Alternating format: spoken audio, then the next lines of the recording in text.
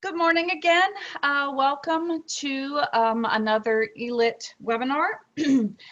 Again, I do have some activities. So the first screen that you see is going to be for you to have your mobile device out.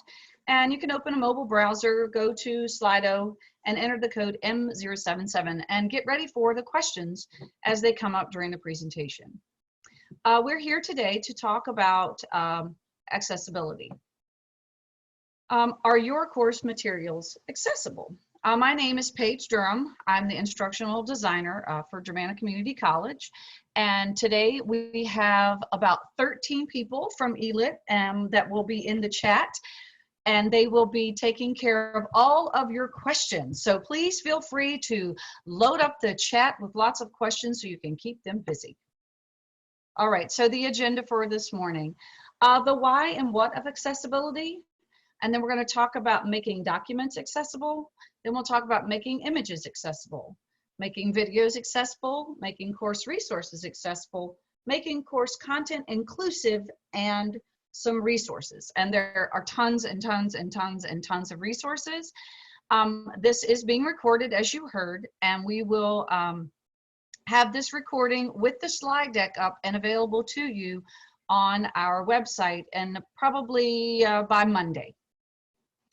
All right, let's begin. The why, the what and why. So here's your first question for the presentation. So what is the difference between making your course accessible and an accommodation? So go ahead and make your choice.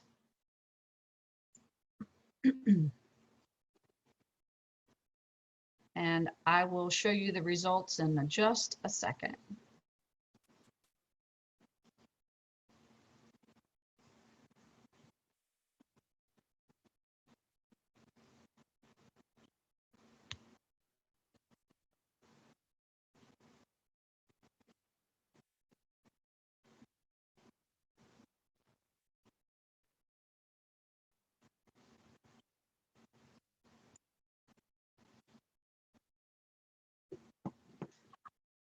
All right, I'm going to show you the results.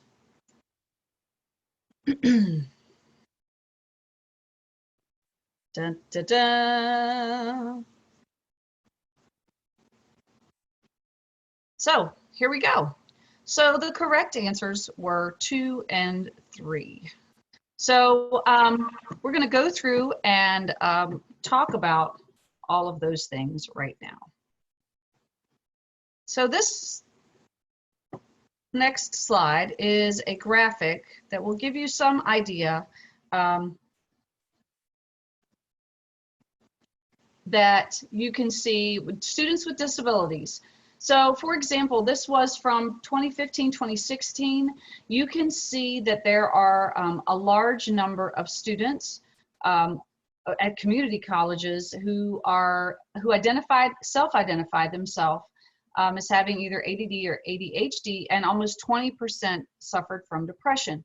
So when you're thinking about accommodations and accessibility, you're thinking about many, many different things. So make sure that when you're thinking about those things, you don't consider just one group. You have to make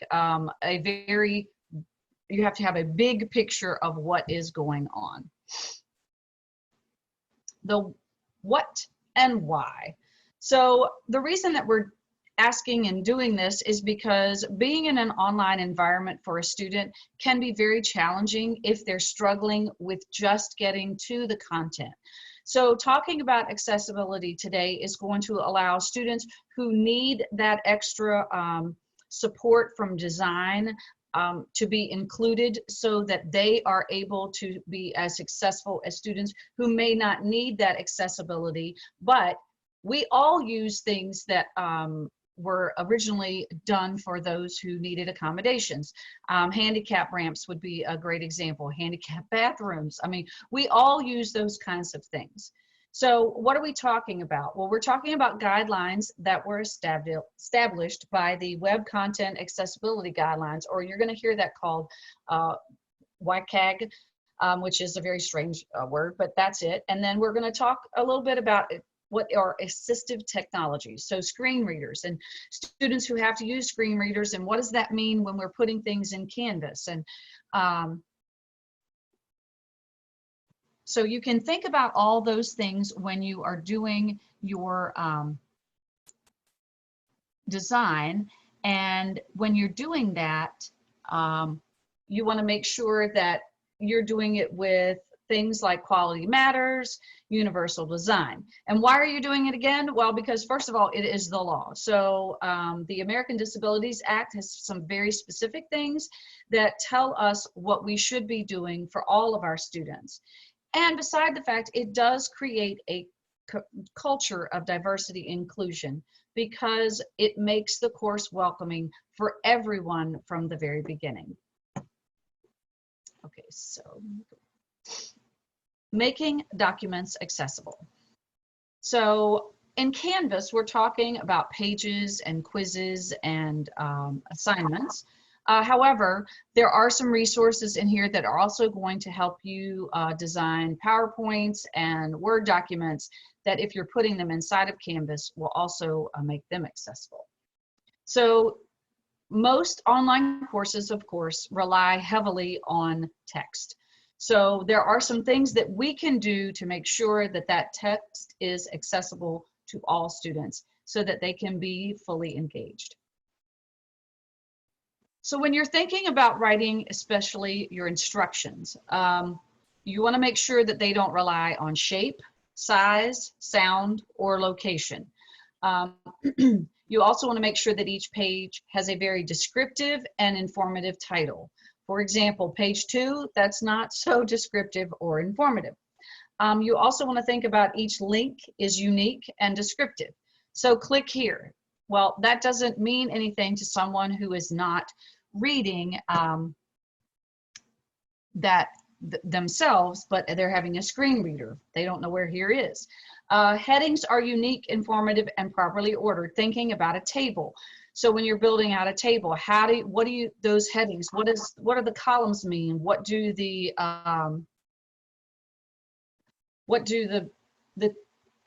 rows mean?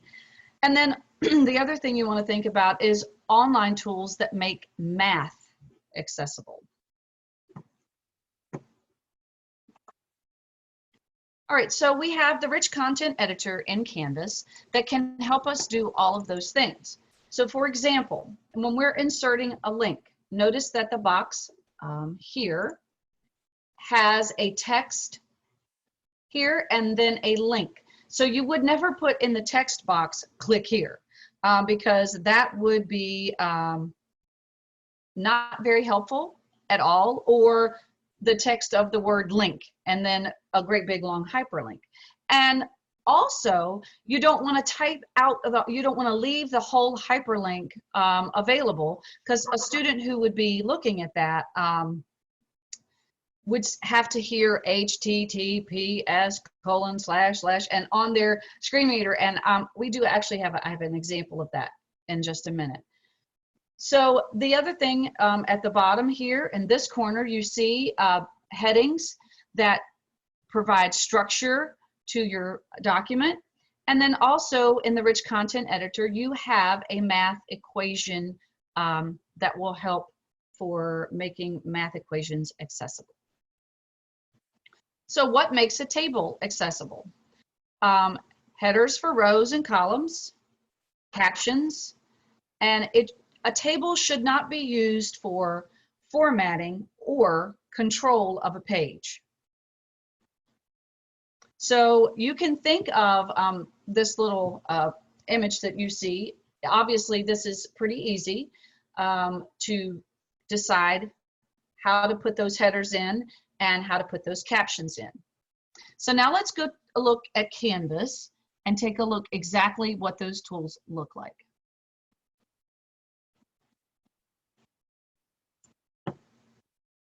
Two seconds. I've got too many screens open and my computer is fussing at me. All right, so here we are, ta-da, in Canvas. So I'm going to click on the plus, And I'm just going to open a page because that's the easiest way to start.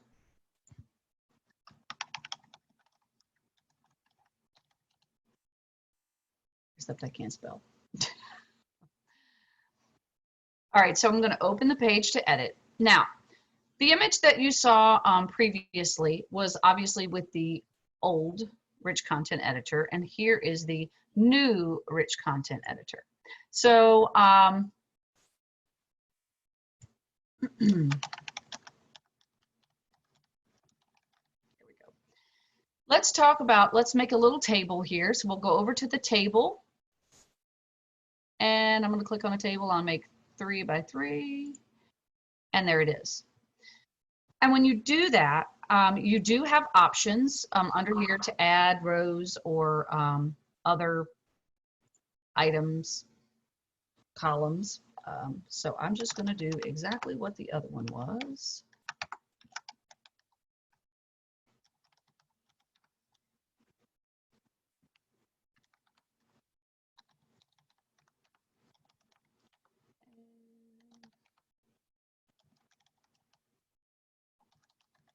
Oops. All right, there we go. So now we have a table. So this table is obviously not formatted the way that we need it to be formatted. So I'm going to go back over here to the table tool, and now I'm going to click on cell properties, and now I have lots of things to pick from. Notice that I have an advanced tab. I can put in the borders if I needed to.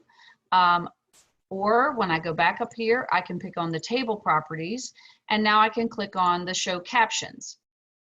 This also allows, again, there is an advanced option here for borders. So I'm going to click save, and now you can see right above the table there is a space that will allow me to put in those captions.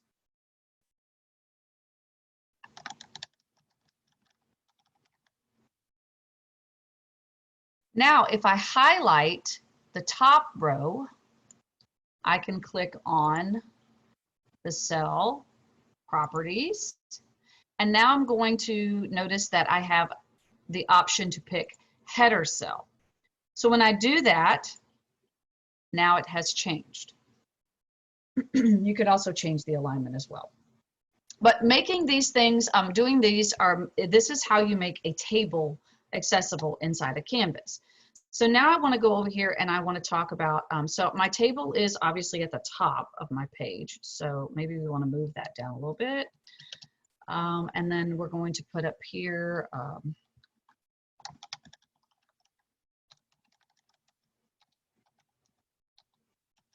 type this one in, that would be great. And now I'm going to choose to make this not paragraph, but a heading. And now this is starting to give structure to my document. Now I know that's not much structure because it's the first thing, but instead of using color or bold or font size or any of those things, you're using the option here to make the structure of the document.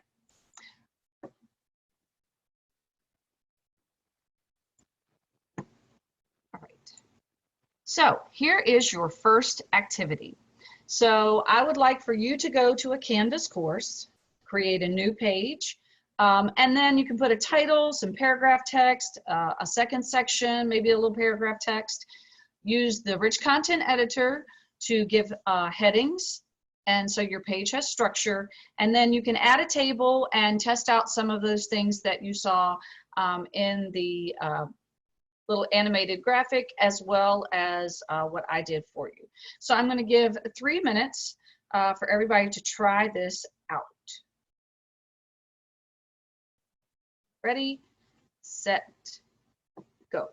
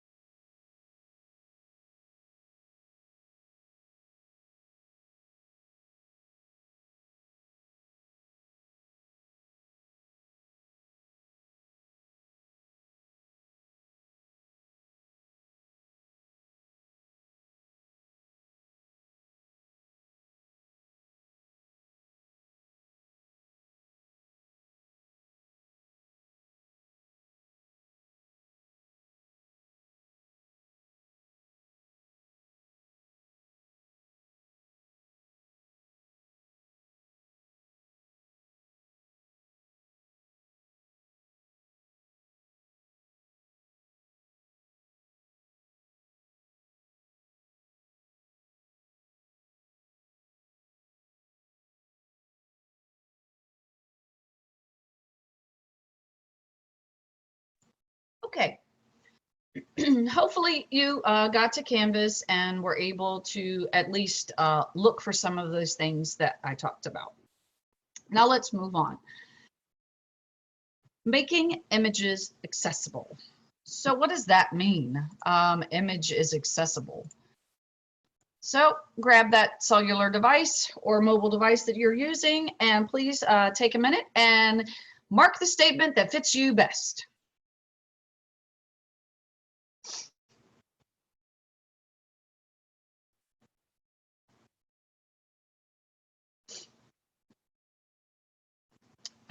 So alt text or alternative text, has many different names.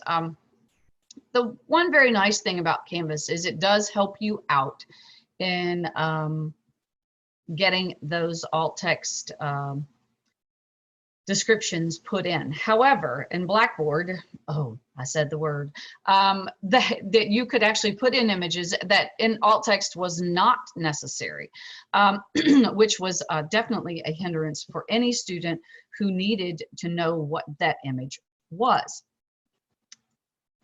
So now we're going to discuss how to make those images accessible. So images are used to convey information, demonstrate relationships, but you have to keep in mind that if you either have low vision or you can't see the image at all, the information that you put in the alt text is what the student is going to need. My mouse and I are not getting along today. So here are some things to think about. Color. You need to make sure that when you convey information, you are not using color to differentiate something that is important versus something that is not important. Specifically, let's think about red text. If you're using red text to highlight or put emphasis on something, someone who is colorblind is not going to see that red. So to them, it's not going to mean that it is important. So make sure that you're using also something that is high contrast. So the polar opposites are what you want to think of. So the best examples that I could think of were black on white or white on black. And then if you look underneath, you can see if you were red-green colorblind, you can see what those colors would look like to you. And especially if you get down toward the second half of that chart, you can see that that whole bottom half, there's not any distinguishing difference between the right column and the left column. So alt text. So you never want to leave the file name as alt text on an image. And you need to think about the description of the image. You don't need to say things like it's a picture of, just describe the picture. You also need to focus on what information that picture is conveying to the student. And you can also have very long descriptions. So if you happen to have an image that is very complex, then you can create a page in Canvas, put that entire description on it, and then link it to that image. So these questions that are posted here are kind of questions that you can ask yourself.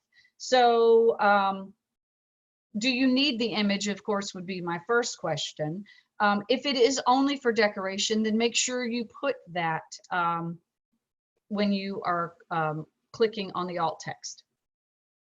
So again, this slide deck will be available to you. So you want to think about, the main question is, do you need the image? And if you do, what is it that the image is going to convey to the student? What is that knowledge that they are supposed to get from the image?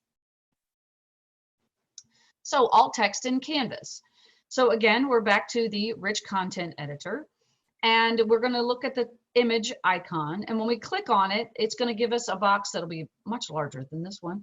That'll give you three choices. You can upload an image. You can choose to put in an image from Unsplash, or you can link to a URL. So let's pop over to Canvas.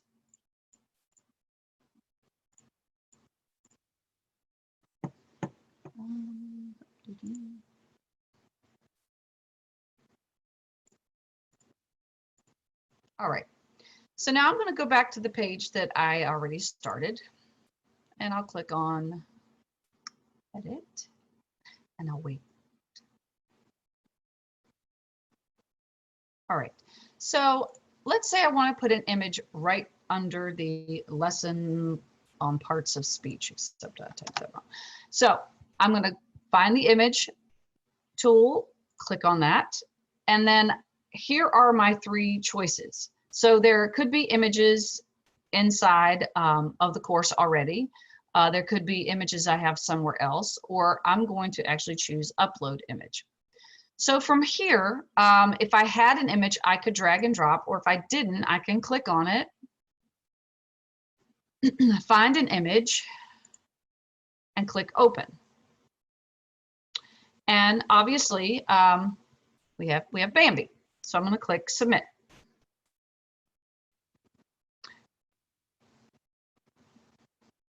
Now, if you are wondering why that ended up in the middle of my text, that was because that's where my cursor was. So if I want to move that, I can click on the image and drag it so that it is underneath.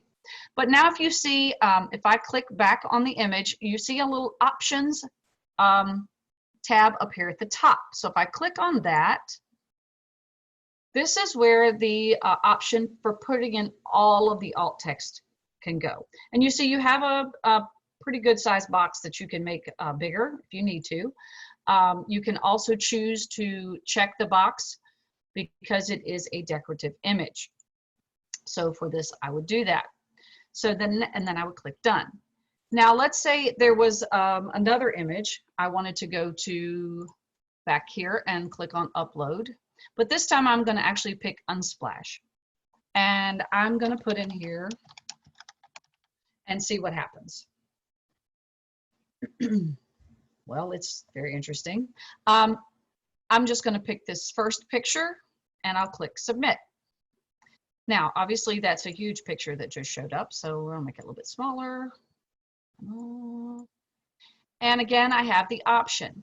Now, when I click on the option, because that came from Unsplash, it came over with its own alt text, which you can edit for the sake of why you're putting the image in. I just wanted you to make sure that you knew that it came over with Unsplash. So be as descriptive as you possibly can without using the words like a picture of blah, blah, blah, blah, blah. So keep those in mind when you are putting in those alt text descriptions. And then I would click done.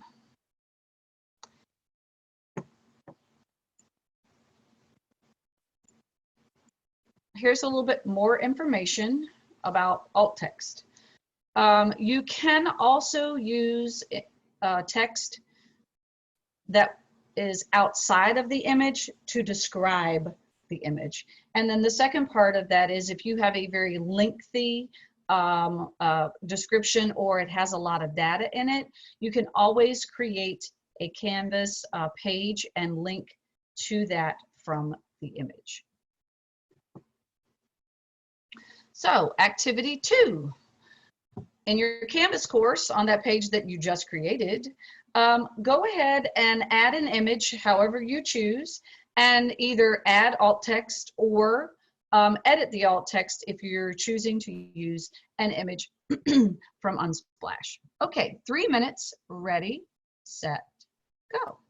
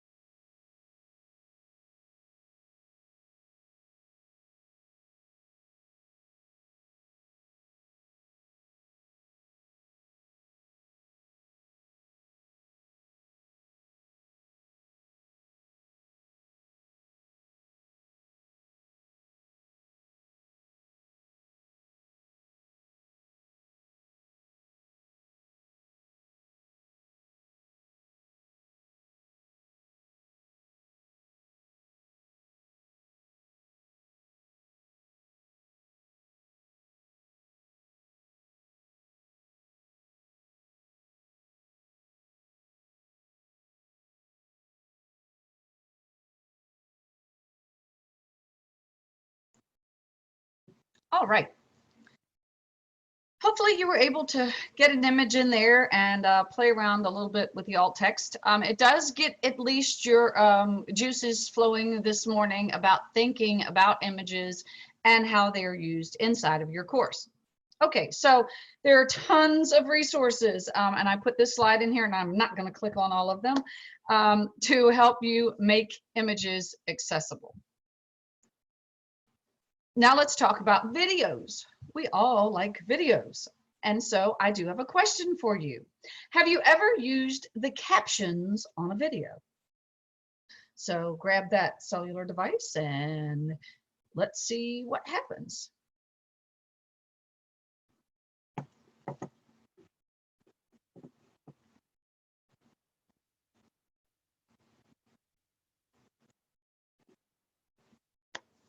So, no, I've not ever used them. Yes, I've used them when I want to see a video without bothering anybody else. That's me. And so the one thing I will say about captions is, believe it or not, people use them who don't need them. And I am one of those. Countless times, Facebook videos will magically appear and I will want to know what they're about. And if they have captions, I can guarantee you I will read them 9 times out of 10 without ever turning the sound on. So some students have to have them. Some students are going to use them if they're there. So thinking about captions can be very daunting if you're thinking about, oh, I have to type all those words out that I just said. Yeah, that is that is a bit of a challenge. However, technology is great, and if you have been paying attention to the presentation, you know that at the top of the Google slides, you can see captioning going on. Now, because we are recording this with Zoom, those captions will be captured. Okay, that was terrible for me to use that word in a sentence twice. But anyway, so if you're using and recording with Google, you could caption it using the Google Slides AI. However, there are other ways to do that. So, considerations. For audio as well as video. So if you have a podcast that you are using, your podcast should have a transcript. So if you're creating a podcast, then I would suggest begin with a transcript. I also in the past have used a podcast and played it on my computer, and then I let my phone actually transpose it into text, and then I went back and edited. But that's a ton of steps. So keep that in mind. You can also post that transcript as a PDF, and you could link it to a separate page if you didn't want to have the transcript with the audio. But however you use the transcript with the audio, you want to make sure that students know where it is if they need it. If you have videos in your course, all videos should have captions or at least a very descriptive transcript. It doesn't have to be word for word, but it has to be pretty close. All of your lectures also should be fully captioned. And the nice thing is Studio and Canvas will do that for you. Now let's talk about things outside of what we are creating ourselves. So we're on the internet and we find a video. We like it. It gives a lot of great information. Look and see if it's captioned already. If there is no caption and it is open source, can you download it? If you can download it, then you can put it in Studio and have it captioned. Or could you request that a transcript be made? You may have a department, your disabilities department at your institution may have that captioning capability. However, if the video is copyrighted, you need to make sure that you have that permission. So this is my big orange slide, which could have been red, but it really doesn't matter. It's just kind of an attention getter. YouTube auto-generated captions are not an acceptable form of captioning. And the reason for that is they aren't very good. And if you have terms that are specific and to your discipline, 9.5% out of 10, YouTube will not get them correct. And also it just is not as intuitive as and accurate as Studio. So, and again, Studio is in Canvas, and to edit them is a lot less work. So now let's go over to Canvas before we do that activity and talk about captioning. So I need to save this page because I didn't do that before. So I'm going to go right into Studio.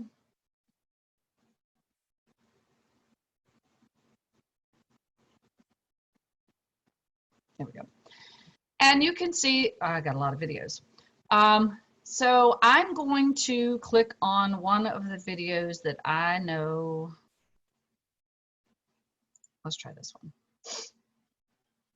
All right, so when I click on that video, notice that I have 4 tabs under the video: details, comments, insights. Obviously, what I need is captions.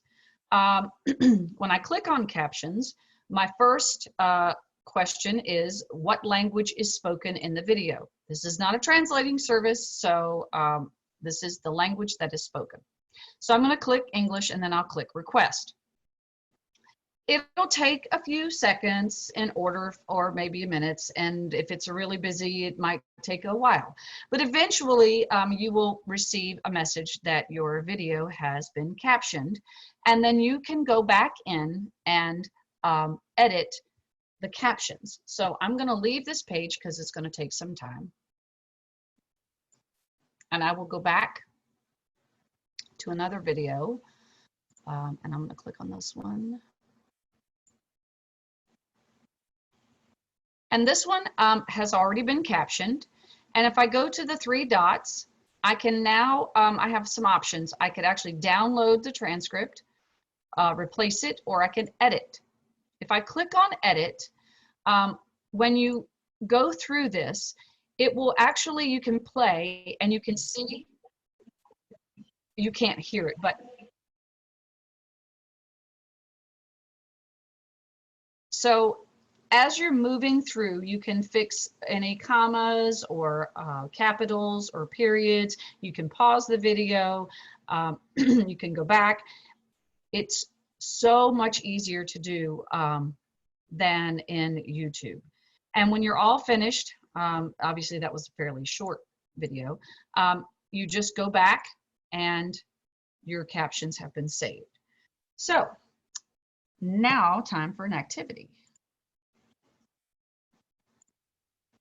So go to your Canvas Studio, locate one of your videos that is not from YouTube, open the video. If it has been captioned, check the captions so you can edit them, or request captions.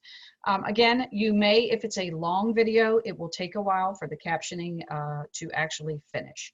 So 3 minutes, and ready, set, go.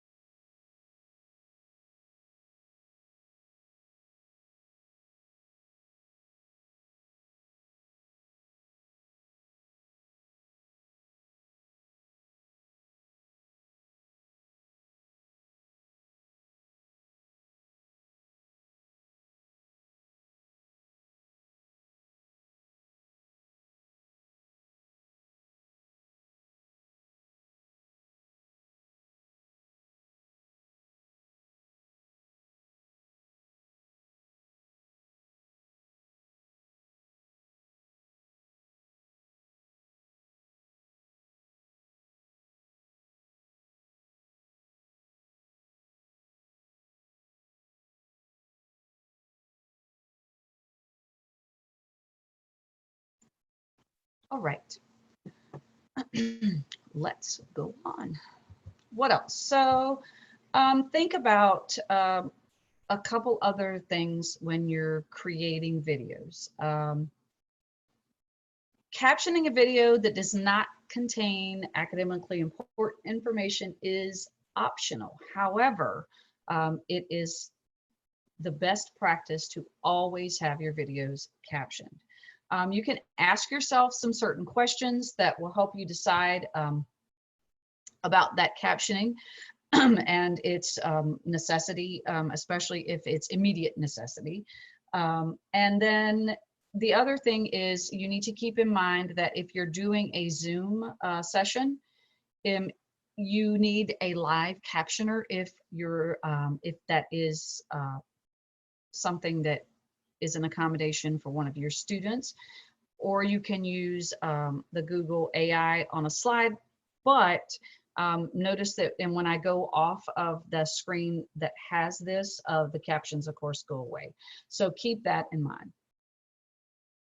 So now let's talk about making your course resources accessible. So true or false, hyperlinks need to be underlined and can be left as the entire URL for accessibility. True or false? Ready, go. Answer. So let's see, true or false? I already gave you this answer, so I'm trying to see now if you were paying attention or if you're like me and your coffee hadn't quite kicked in yet.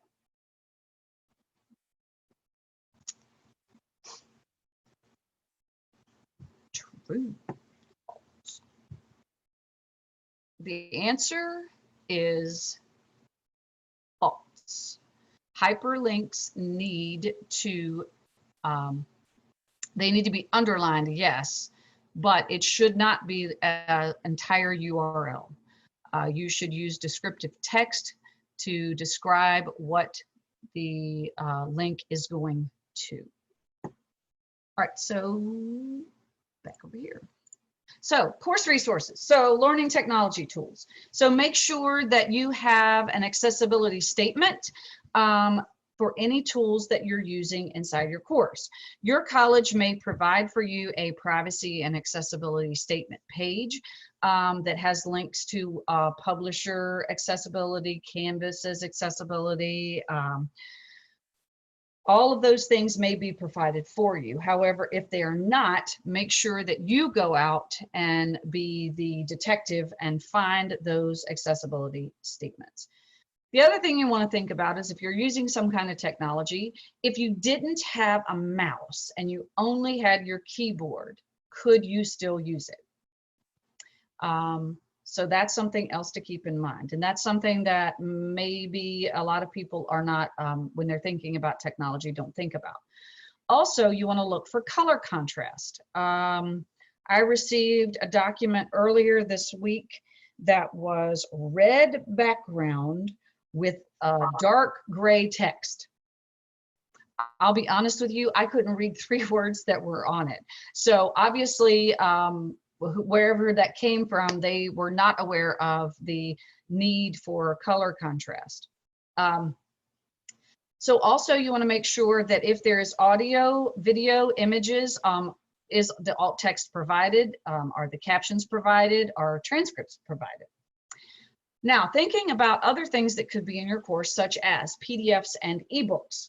So make sure if you're using a PDF that it is searchable. So you don't want to use a PDF that is an image because you can't search in the PDF if it is an image. Also, if it's not a very high quality one, you want to make sure that you find or you clean it up using Adobe. And thinking about ebooks, make sure that they are HTML formatted so that they're really easy to use with a screen reader. And I know a lot of publishers now actually provide the option for the text to be read for students as part of the package. And so students actually can just click on the button and it will actually read the text to them even without a screen reader. Hyperlinks. So keep links concise. Don't use the word link or click here. Avoid using URLs as link text. Don't capitalize. Also, make sure you tell the user when a new window is going to open. Make sure you underline the links. Now, here is another little kind of thing you need to think about. If you are underlining, If you're underlining text in a document for something other than a link, you need to reconsider why you're doing that. Because underlining means to most people, and it should, that, oh, I see I have a typo, that it is a link. So I want to play a quick snippet. I'm not going to play this whole video of this, what it sounds like for a screen reader. Hi, my name is Jason Holt. I'm with the Universal Access Department. Today we will be demonstrating a screen reader. With a screen reader, I as a blind person can navigate to a web page, and I don't use a mouse because I can't see where the mouse is pointing, but I can use a keyboard, and JAWS, the screen reader, will tell me where I am on the page and allow me to read various parts of the page. Okay, let's take a few minutes to actually see how JAWS works. Here we are at my main screen on my computer, and I want to browse the internet, so I will open up a browser. I'll press the Windows key. Menu, search box, edit, type text in this edit field, or press up or down arrow. And JAWS announced that I have a menu. Then I want to find my browser. My favorite browser is Firefox. JAWS 17.0, one of Internet Explorer submit, Word 2013 submit, Firefox submenu 406. Oh, Firefox, that's the one I want, so I'll press enter. Enter, leaving menus, Firefox, Mozilla Firefox, start page dash Mozilla Firefox, search clear.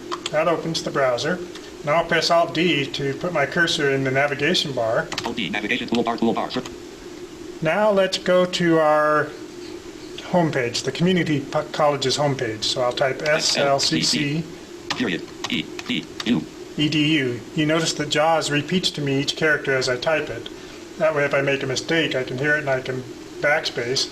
Slash U HTTP:// and I can retype it again. U search or enter address edit combo SLCC. Now, So the video is describing to you, and if you haven't heard a screen reader before, that's a very eye-opening experience. So you can imagine that if you were using an entire URL and you had https://present.slido/PR, if you can just imagine that, having a student have to hear that while they were expected to participate and understand the content, how frustrating that could be. Okay, so a few more Canvas tools that can help you. So you have the accessibility checker in Canvas. So what is that?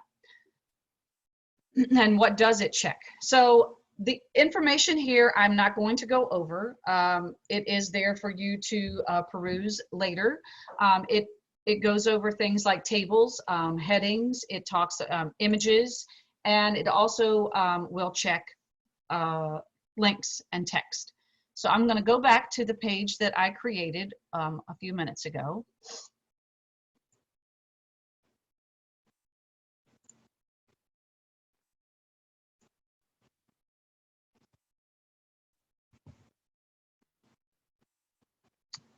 And I'm going to open the page.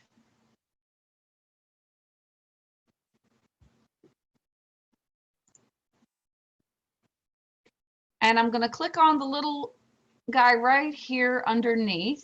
And if you hover over it, it will tell you that it is the accessibility checker. So if I click on that, it tells me that I have 1 out of 4 issues that it found.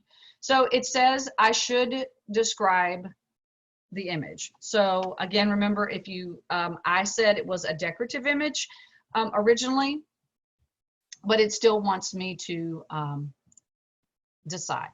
Also, notice here, it tells me that it's asking specifically about the header.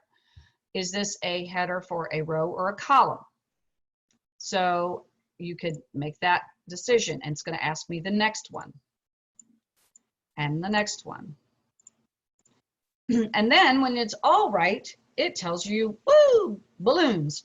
So there you have a way inside of Canvas to check to make sure that you've done the necessary things to create a page that would be accessible to students.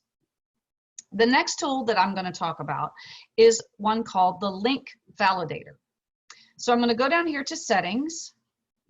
Oops. Now I'll go to Settings. My computer's going to be very. And over here on the right, you can see there is a Validate Links in Content. I'm going to click on that. And I've already run this before, so this is what it's bringing up. The link validator is going to find any links that are broken to outside sources. So for example, if you are linked to something outside and that source is no longer there, it's going to come back and it will tell you that. It will also tell you if you have something that is linked to a page that's been deleted, either in your Canvas course or to a page that was linked elsewhere. You can run the link validator multiple times in order to clean up whatever it is that has been located. So for example, if I wanted to see what is this specific 3-week-long paper and homepage. So if I click on the title, and you can tell that this is an assignment and these are pages because of the icon. So if I click on this, and now I see that this homepage is a link, and I know that that link is broken. So I could either go in and replace the link or delete the link, but it would allow me to fix that pretty quick. So again, you can run the link validator as many times as you like in order to fix any content that is broken. The other thing is there may be some things that are going to show up that actually are not, we'll call them broken. They just link to somewhere else. So it gives you a way to kind of check, especially if you have a lot of external content from the internet or elsewhere before you, at the end of the semester, before you start a new one, you probably want to check and run the link validator. Okay, so we are running short on time, so I'm going to skip this activity, but you do want to go in and run the link validator on one of your courses and investigate any results that you find. So making your course content inclusive. So accessibility levels the playing field for everyone. And simply put, making courses or content accessible is not about addressing deficits in our students. It's just about good teaching and communication. So here are 2 statements that you could add to your syllabus that would let your students know that you are committed to their success, and if they need help, that they can request it from you, and that information is given to them at the very beginning of the course so that they know that you are there to provide those accommodations or help them be successful. This is a great question. So what is the one thing you know you need to change in your course that meets, so that it meets accessibility requirements? You can answer this, you don't have to. This was just kind of a what to make you think. And this can be a very overwhelming topic. So my next slide here is just what next and where do I begin? There's so many areas to cover when you start thinking about making your course accessible, so start small. Think about your course and think about what do you have the most of that you think needs work, and start there. The other thing is don't think about doing anything that is old. Make creating accessible content your new to-do list. So when you make that new lecture video and you need to put it in your course, make sure you think about it as soon as you're done with it. Ask Studio to caption it for you and edit those captions and start that new plan right then with working on the right now. And then as time moves on, you can go back and anything that you're reusing that isn't accessible, go back and make those changes to those. Make your action plan to do a few documents or videos once a month and check things out, and make sure you run that link validator often to make sure that everything is is still available. And finally, I had to put this in there because we're all in this together, and I just felt like that, you know, this is a huge topic that can be very overwhelming if you don't think about it in little small pieces. So yes, this was a lot of information in an hour, but I wanted to make sure that I touched on all of the things that require you to give some thought for that accessibility piece if you haven't before. So to wrap it up, we talked about the what's and whys. We talked about documents, images, videos, course resources, and content. And the last few slides here are actually, please let us know how we did.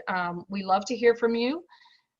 And these are resources that you can go to. I would love to be able to go click on them to show you everything that is available. But you can go to Quality Matters, and it is a free resource, and you can go in and look at the Quality Matters lessons that talk about that.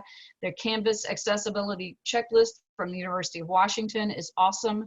There's actually a course called Accessibility 101 Principles of Inclusive Design that is a Canvas free course, and there's just so much. Here are some standards and links to those standards so that if you want to delve into why they are the way they are. There are laws.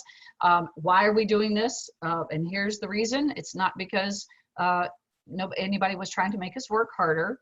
Lawsuits that have happened because content was not accessible. So if you need to take a look at those.